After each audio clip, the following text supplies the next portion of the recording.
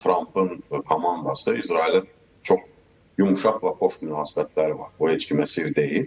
Sadəcə indi problem ondan ibarətdir ki, Avropa ölkələrinin bir çoxu, o cümlədən İspaniya, Hollandiya, hətta Almaniya, Fransa, İsrailin son atdığı addımlarla bağlı əks mövqedən çıxış edirlər və hətta Fələstin Respublikasının dövlətinin tanınmasının ard-ardına gerçəkləşməsi məsələsi də gündəmə gəlir. Bir neçə ölkə bununla bağlı bəyanat verib. Bilirsiniz ki, New York'da bir neçə gün sonra BMT-nin Baş Assambleyası olacaq. Netanyahu'nun səfəri də həm də bu çərçivədə həyata keçiriləcək.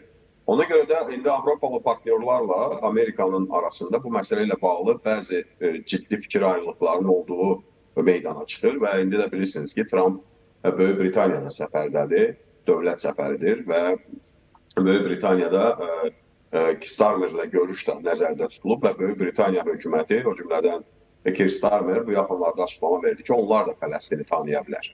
Yəni belə bir qərb cəbhəsində, belə ümumi götürsək, Avropa və Amerika arasında ciddi bir fikir ayrılığı formalaşır və bu da Trump və onun administrasiyasına ciddi baskı yaradır.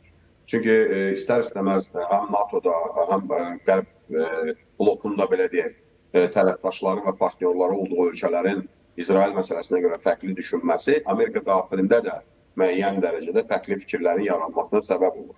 Və Amerika demokratik dövlətdir və onların mediasında, ictimai həyatda baş verən müzakirələr istər-istəməz hakimiyyətin atdığı addımlara da təsir göstərir. Və xatırlayırsınızsa, hətta Trump və onun komandası əsasən də Trump'ın özü İsraili nə qədər çox dəstəkləsə də publik çıxışlarında, amma bəzi hallarda müəyyən tənqidi fikirlər də səsləndirir, müəyyən sözlər də söyləyir. Hətta məsələn Doxanın vurulması, Qatarın Həmas terror təşkilatı olan Həmasın rəhbərliyini hədəf alan saldırıda Trump açıqlama verdi ki, ilk növbədə, ilk öncə daha doğrusu ki, mənim xəbərim oldu. Yəni bu İsrailin tək başına verdiyi bir qərardır. Yəni görünən olur ki, müəyyən fikir ayrılıqları var və Netanyahu da bu fikir ayrılıqlarını aradan qaldırmaq üçün çox güman ki, bu səfərdən istifadə edəcək. Həm Amerika rəhbərliyi ilə, həm Amerikaya həmin müddətdə səfər edən bir çox başqa dövlət və hökumət rəhbərləri olacaq. Çox güman ki, onlarla da bu məsələni müzakirə edəcəklər. Problem ondan ibarətdir ki, hamı, elə Amerika Birləşmiş Ştatlarının rəsmi mövqeyi də ən azından BMT-də səs vermə zamanı bundan öncəki illərdə, ən son 2006-da da olub, ondan sonraki dövrdə də olub, ikili dövlət modeli hamı tərəfdarıdır. Yəni bütün ölkələr bunu səsləndirir. Amma tətbiq olunması mümkündürmü sizcə? Problem də odur da, problemin düyün nöqtəsi də odur ki, ikili dövlət modeli o zaman olar ki, bir-birini qəbul edən tərəflər olur. Faktiki olaraq indi qarşı tərəflər bir-birini qəbul edir.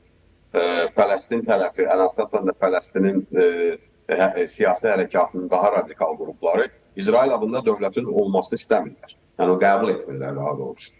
Eyni şeydə də bu var olma mücadiləsi verməyə məcbur qalan İsraildə Fələstin dövlətinin yaranmasını istəmir. Bax, belə çox ciddi fikir ayrılıqlarının, belə təməldən 180 dərəcə ayrı-ayrı fikirlərin olduğu bir məsələdə ortaq məxrəcə gəlmək, hansısa ikili dövlət modelini inkişaf elətdirmək açığı çox çətin görünür. Və istər-istəməz də Netanyahu və komandası düşünür ki, bütün bu problemlərə rəğmən, doğrudan da məsələn Qəzzada baş verənlər insanlıq faciəsidir də, yəni bunu hamımız görürük. Bu insanlıq faciəsidir, insanların faciəsidir və günahsız insanların, uşaqların ölümü bu çox böyük bir fəlakətdir. Amma söhbət də ondan gedir ki, bu fəlakətin qarşısını kəsə biləcək addımları heç kim təklif eləmir.